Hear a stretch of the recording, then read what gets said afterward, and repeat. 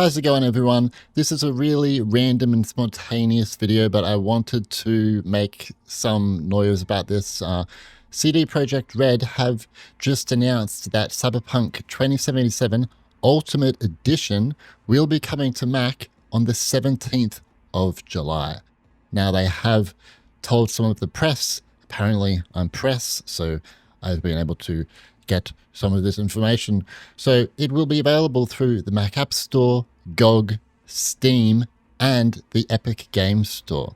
And it will be supported on M Series Macs with 16 gig or more of memory. And you need to be running macOS 10.15 or later for the best experience.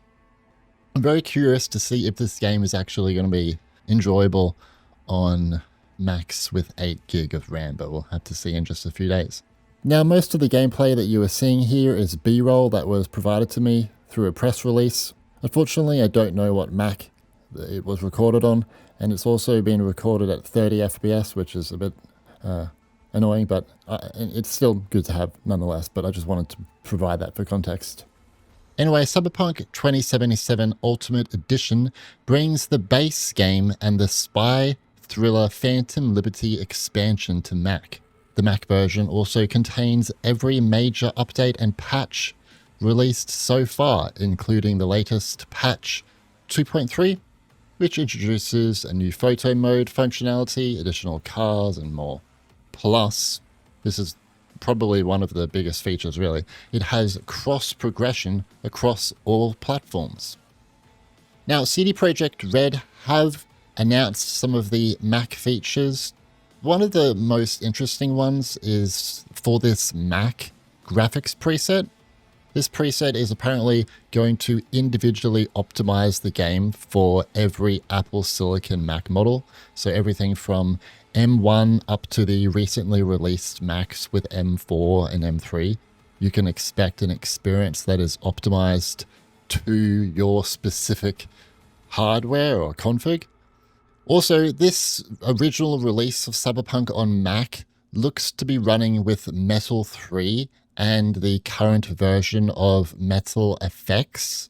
In a future update to the game on Mac, it will take advantage of Metal 4 features, such as Metal FX frame interpolation and Metal FX denoising. Metal FX frame interpolation generates an intermediate frame for every 2 input frames to achieve higher and more stable frame rates.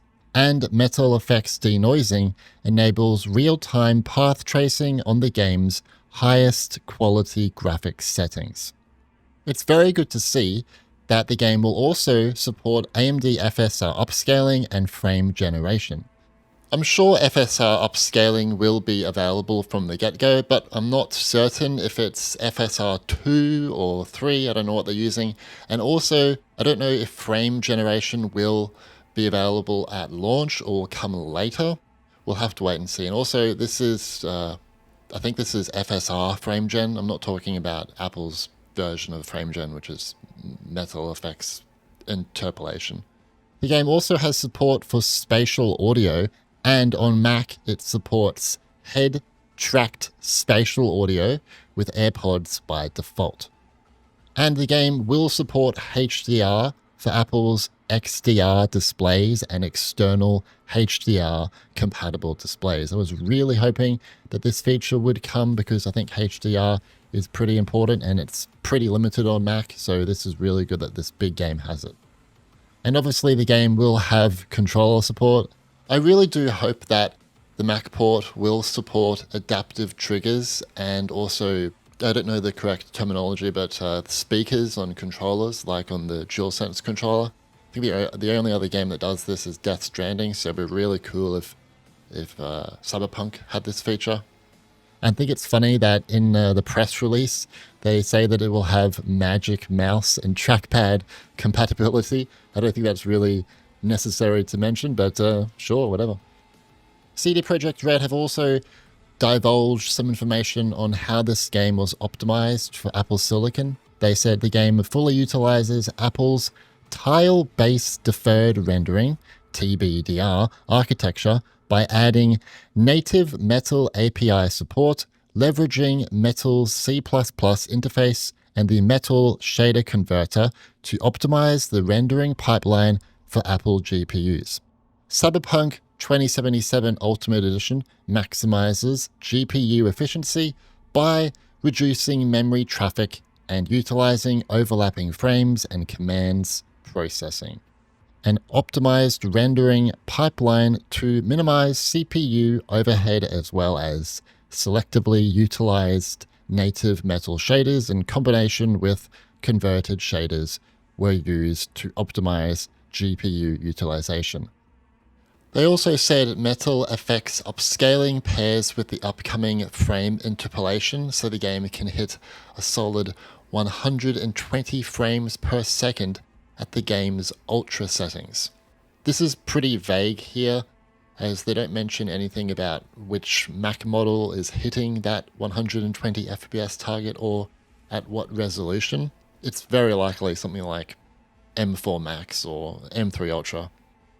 Plus, a few weeks back, the VP of Technology at CD Projekt Red said the following about using Game Porting Toolkit. The Game Porting Toolkit greatly sped up development of Cyberpunk 2077 for Mac, easily translated our shaders to Metal, and made the whole process seamless. And that's basically it, guys. This video was a bit random. I don't usually make announcement videos like this, but I wanted to make some noise for this game because I think it's pretty important that it's coming to Mac. And you could argue that, why are you so excited about a game that was released many years ago? I want to be personally, because it's freaking cool. Cyberpunk running on a Mac.